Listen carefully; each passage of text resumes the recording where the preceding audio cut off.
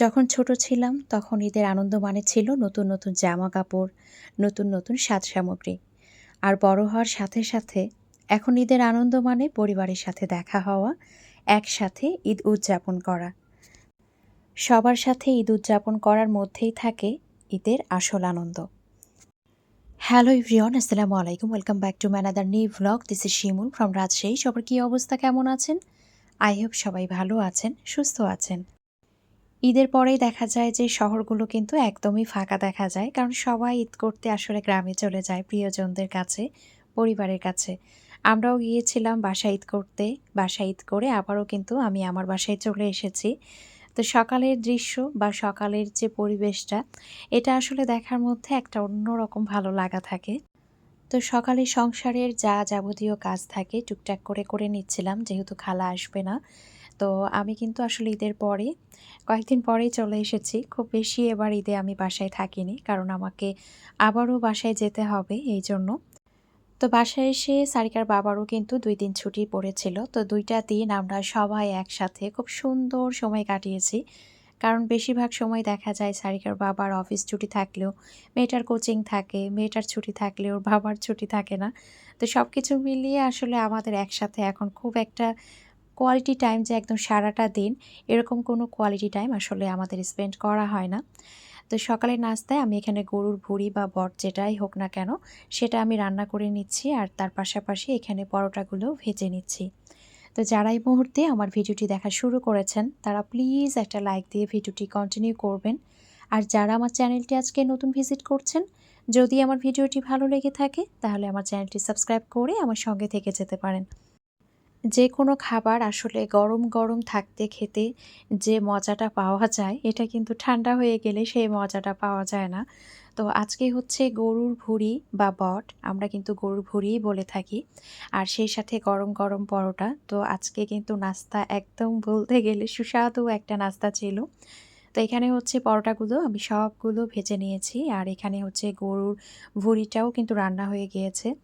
তো আমার যারা একদম প্রথম থেকে ভিডিও দেখেন, যারা আমার একদম রেগুলার ভিউয়ার্স বা আমার প্রথম দিকের ভিউয়ার্স, সেসব আপু বা আন্টিরা জানেন যে আমি কিন্তু আসলে কোরবানি ঈদ ছাড়া আমি কোনো গরুর ভুঁড়ি বা বট কিন্তু কিনে খাই না।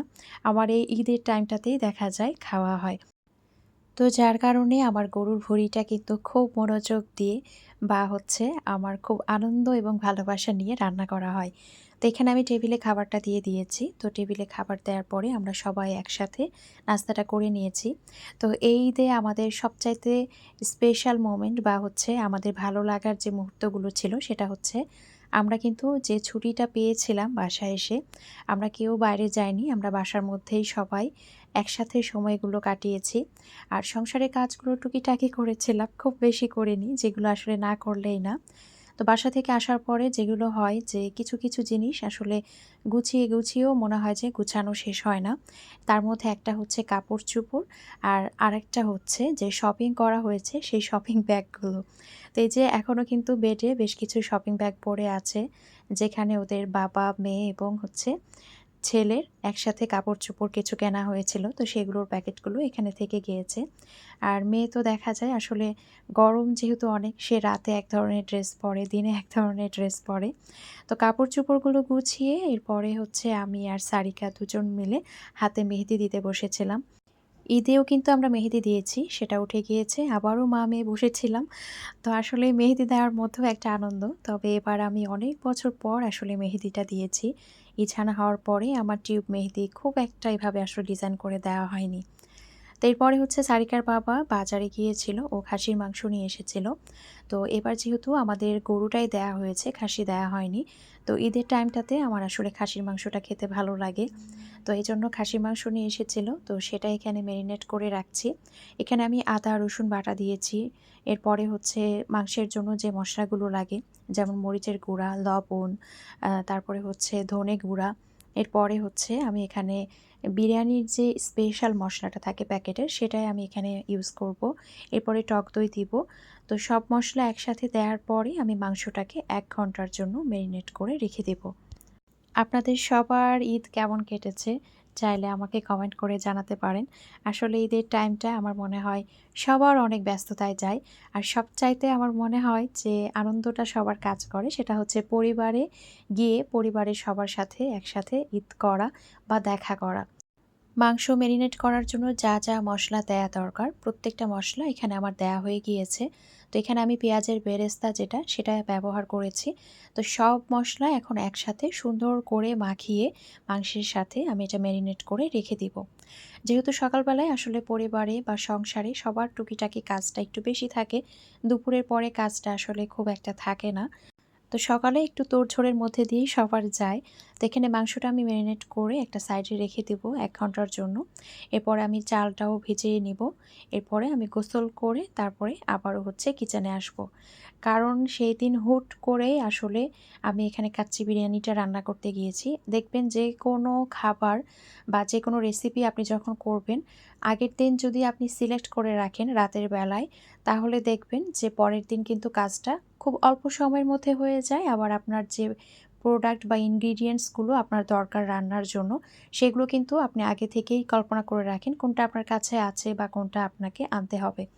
তো আমার ক্ষেত্রে যেটা হয়েছিল, আমি যেহেতু হুট করে সারিকের বাবা সকাল ১০ টার সময় বলেছে, তো আমার বেশ কিছু জিনিস ছিল, আবার বেশ কিছু জিনিস ছিল না। যেমন কাঠবাদামটাও আমাকে বেটে নিতে হয়েছে, এটা বাটা ছিল না। তো এটা যদি আগে থেকে জানতাম আরও সকাল, সকাল কিন্তু বেটে রেখে দিতাম। তো এখানে কিন্তু কাঠবাদামটাও আমি দিয়েছি, এটাও বলতে ভুলে গিয়েছিলাম।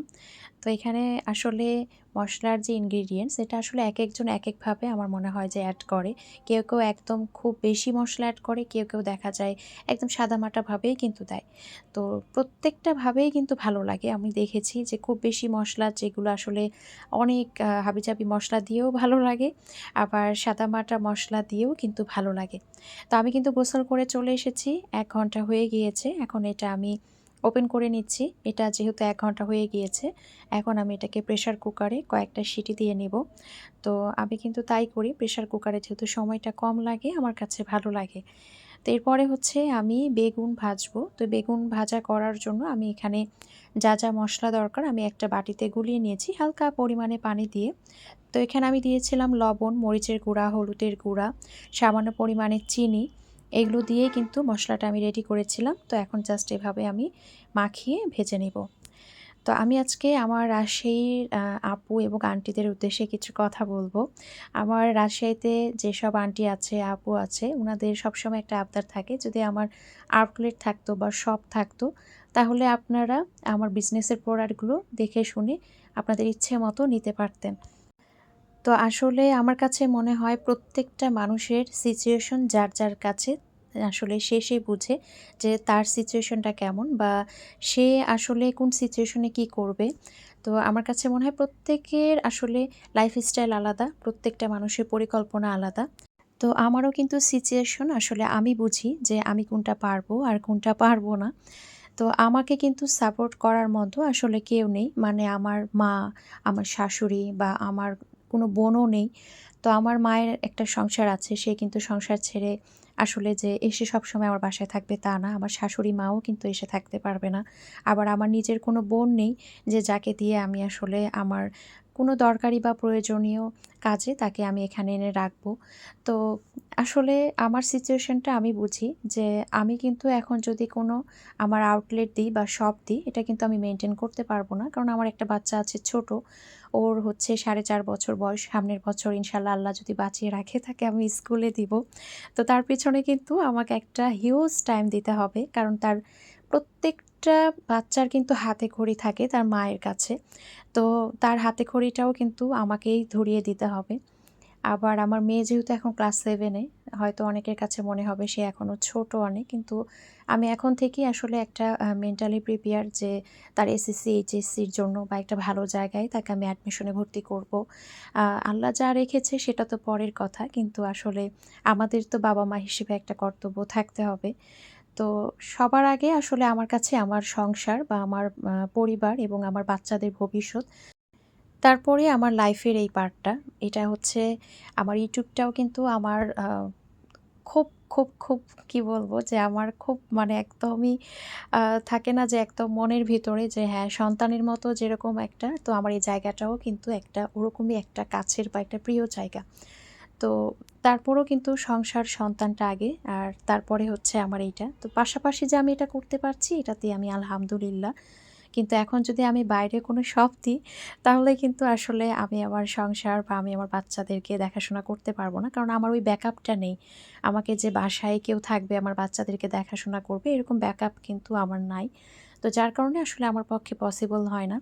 তো আল্লাহ যদি বাঁচিয়ে রাখে আমার মেয়েটাকে আমি কোনো একটা আসলে ওর রেজাল্ট বা ওকে একটা ভালো জায়গায় ভর্তি করানোর পরে তখন হয়তোবা চিন্তা করব। আর যদি আল্লাহ কপালে রাখে এর মধ্যেও হতে পারে সেটা আসলে আমি নিজেও জানি না। তবে আমার ফার্স্ট প্রায়োরিটি এখন পর্যন্ত আমার মেয়েটার দিকে এখন। যে না সে যেহেতু বড় হয়েছে আর আসলে পারিপার্শ্বিক পরিবেশ যতটা আমরা সবাই দেখছি, তো বাসায় বাচ্চাদেরকে একা রেখে যাওয়ার মতো সিচুয়েশন আমার আসলে নেই। তো যারা সবসময় আবদার করেন তাদের জন্য এতগুলো কথা আজকে বলা। যেহেতু ফোনে আসলে সবসময় এভাবে ব্যাখ্যা করা পসিবল হয় না। আর অবশ্যই একটা মানুষের কথা সবসময় বলতে হবে। আমার হাসব্যান্ড অনেক সাপোর্টিভ, অনেক, অনেক, অনেক। তো যার কারণেই আসলে আমি আমার সংসার জীবনের পাশাপাশি আমার পড়াশোনাটা আমি কন্টিনিউ করতে পেরেছি। আমার গ্র্যাজুয়েশন কমপ্লিট করতে পেরেছি বা আমার এই YouTube এত ভালো একটা জায়গায় আমি কাজ করতে পারছি এবং এত ভালো, ভালো মানুষদের ভালোবাসা, সাপোর্ট এবং দোয়া নিয়ে এখন পর্যন্ত কাজ করে যেতে পারছি। তো আপনারা দোয়া রাখবেন ইনশাআল্লাহ। আমি যেন এভাবেই হচ্ছে কাজ করি এবং আপনাদের পছন্দের জিনিসগুলো এভাবে আপনাদের হাতে তুলে দিতে পারি এবং সৎভাবে আমার কাজগুলো করে যেতে পারি। তো আপনাদের সাথে কথা বলতে, বলতে আমাদের কিন্তু দুপুরে খাবার হয়ে গিয়েছে। এরপরে আমি খুব একটা রেস্ট নিইনি। আমি এখানে একটা পুডিং এর জন্য আরকি প্রিপারেশন নিয়ে রেখেছিলাম যে একটা পুডিং আমি বানাবো। তো কোনো কিছু আসলে শুধু খাওয়া না, এটার পাশাপাশি যে কত পরিমাণে থালা-বাসন জমে থাকে এটা আমরা গৃহিণীরাই জানি। তো এখানে দেখেন এক গাদা থালা-বাসন ছিল, ওগুলো ক্লিন করেছি। এরপরে আমি পুডিংটা যখন হয়ে গিয়েছিল, আমি ১ ঘন্টার মতো ফ্রিজে রেখেছিলাম। আর আলহামদুলিল্লাহ আজকের পুডিংটা খুব সুন্দর হয়েছিল। মানে আমি পুরোপুরি কিন্তু স্যাটিসফাইড ছিলাম। তো এটা হচ্ছে পুডিংয়ের একদম হচ্ছে ফাইনাল লুক। আর বিরিয়ানি আজকে আসলে অনেকগুলো বানানো হয়ে গিয়েছিল। আমি বুঝতে পারিনি। ১ কেজি চাল পুরোটাই ভিজিয়ে দিয়েছিলাম গল্পের তালে, তালে।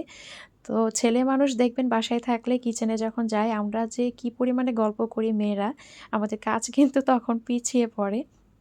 তো যাই হোক আলহামদুলিল্লাহ আমাদের সময়গুলো খুব ভালো কেটেছে আলহামদুলিল্লাহ। তো আল্লাহর কাছে সবসময় শুকরিয়া। আসলে দেখবেন যতই বাইরে দৌড়াদৌড়ি করেন, যাই করেন কিন্তু পরিবারের সাথে যখন এই যে মুহূর্তগুলো একসাথে কাটানো হয়, এইটার মতো আসলে এইটার মূল্য কোনোটা দিয়ে হয় না। তো সময় তো চলে যাচ্ছে মনে হচ্ছে কিভাবে যেন সময় একদম চলেই যাচ্ছে পানির গতিতে। তো যতটা পারবেন আসলে পরিবারের সাথে সুন্দর, সুন্দর মুহূর্তগুলো আপনারা সবসময় পার করবেন, যতটা পারবেন। সময়গুলো দেখবেন আপনাদের মতো করে যখন কাটাবেন, তখন এর চেয়ে শান্তি আপনি আর কোথাও পাবেন না। তো সন্ধ্যার সময় আমরা চলে গিয়েছিলাম আমাদের রাজশাহীর হচ্ছে পদ্মার ধারে। তো রাজশাহীতে কিন্তু পদ্মার ধারে অনেকগুলো লোকেশন আছে। টিবাদ আছে, আইবাদ আছে, পদ্মা গার্ডেন আছে, বিজিবি কর্নার আছে, আরও অনেকগুলো কিন্তু প্লেস আছে। তবে আমার কেন জানি না ঘুরে ফিরে এই টিবাদটাই ভালো লাগে। আমি এখানেই সবসময় আসি। মানে এখানে মনে হয় যে আসলে আমার মন ভালো হয়ে যায়। কিন্তু আসার আমার একদমই সুযোগ সময় কোনোটাই হয় না। এমন একটা সময় ছিল যখন দিনে ২-৩ বার করেও আমার বাসা থেকে বের হওয়া হতো। কিন্তু আমার ছোট ছেলেটা হওয়ার পর থেকে বলতে গেলে আমি একদমই ঘরবন্দি হয়ে যাই। আর YouTube এ ঢোকার পরে তো একদমই ঘরবন্দি। মানে আমি যখন হুট করে বের হই, আমার মনে হয় যে আমি বাস জার্নি করছি এরকম একটা খারাপ লাগা কাজ করে। তো না বের হয়ে এই অবস্থা। তো দেখলাম পানি অনেকটা শুকিয়ে গিয়েছে। তো দেখেন ওরা ২ ভাই-বোনও কিন্তু এখানে খুব এনজয় করেছে। ইছান বলছিল, "চলো আমরা বোটে উঠি, আমরা বোটে উঠি।" তো আসলে আমি নৌকা উঠতে অনেক ভয় পাই। আমার খুব ভয় লাগে। আমার মনে হয় যেটাতে জীবনের ঝুঁকি থাকে সেটা আসলে না করাই ভালো। তো এরপরে আমরা একটা রেস্টুরেন্টে এসেছিলাম। এখানে বসে আমরা আ বেশ কিছু খাবার অর্ডার করেছিলাম। তো ইছান তো এগুলো কিছুই খায় না। ও এখানে চিপস, ও ডাল ভাজা এসব নিয়ে বসে আছে। তো আমি যখনই আসলে সুযোগ পাই আমি আমার ছেলের সুন্দর, সুন্দর মুহূর্তগুলো, দুষ্টু মিষ্টি মুহূর্তগুলো আসলে ক্যাপচার করে রাখার চেষ্টা করি।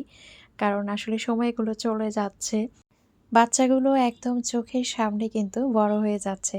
তো সত্যিই মিস করি এগুলো সময় আসলে আমরা চাইলেও কিন্তু কোনো কিছুর বিনিময়ে কিন্তু এই সময়গুলো ফিরে পাবো না। তো আজকের ভিডিওটি এখানেই শেষ করছি। সবাই ভালো থাকবেন, সুস্থ থাকবেন, আমাদের জন্য দোয়া রাখবেন, আমার মায়ের জন্য দোয়া রাখবেন। দেখা হয়ে যাবে নেক্সট কোনো ভিডিওতে। আল্লাহ হাফেজ।